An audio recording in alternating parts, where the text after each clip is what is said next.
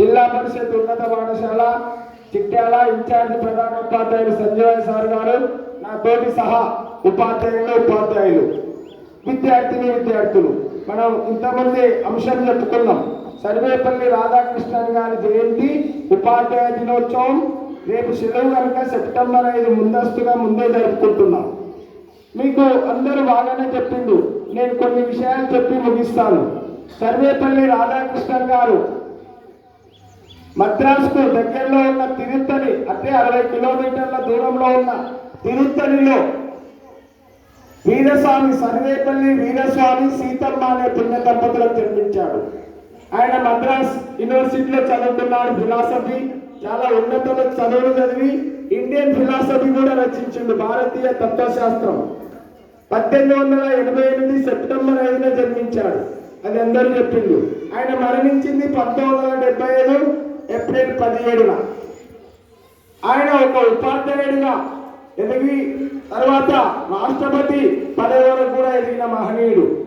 మీరంతా చెప్పిండు, భారతదేశానికి 2 పర్యాయాలు ఉపరాష్ట్రపతిగా, 2వ రాష్ట్రపతిగా పనిచేసిండు. భారతరత్న బిరుదు పొందిండు. మద్రాస్, కలకత్తా, మైసూర్, ఆంధ్ర యూనివర్సిటీకి వైస్ ఛాన్సలర్ కూడా పనిచేసిండు. ఆయన ఒకసారి మైసూర్ యూనివర్సిటీలో పనిచేస్తూ కలకత్తాకు ప్రొఫెసర్గా ఉన్న కాలంలో బదిలీ అయింది, ట్రాన్స్ఫర్ అయితే విద్యార్థులు ఆయనను రైలు ఎక్కించడానికి ఒక గుర్రబండిని తీసుకొచ్చి అలంకరించి విద్యార్థులే లాక్కుంటా వెళ్ళి రైలు ఎక్కించిండు. అంత గొప్ప సంఘటన, విద్యార్థులే గుణాల వాళ్ళు అంటే ఆయన గొప్పతనానికి ఒక నిదర్శనం నేను గుర్తుపెట్టుకోవాలి.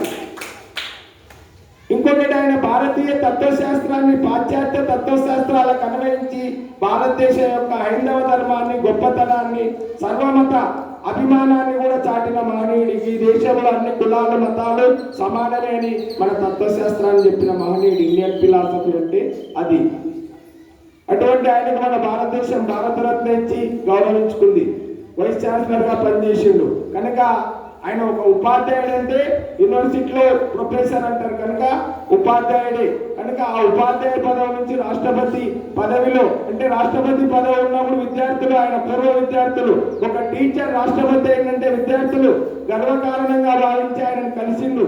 మీకు బర్త్డే చేసుకుంటాం సెప్టెంబర్ 5, మీకు సన్మానిస్తాం అంటే వద్దు, నా బర్త్డేను మీరు ఉపాధ్యాయ దినోత్సవంగా నిర్వహించుకోండి, అదే మీరు నాకు ఇచ్చే గొప్ప గౌరవం అని చెప్పిన మహనీయుడు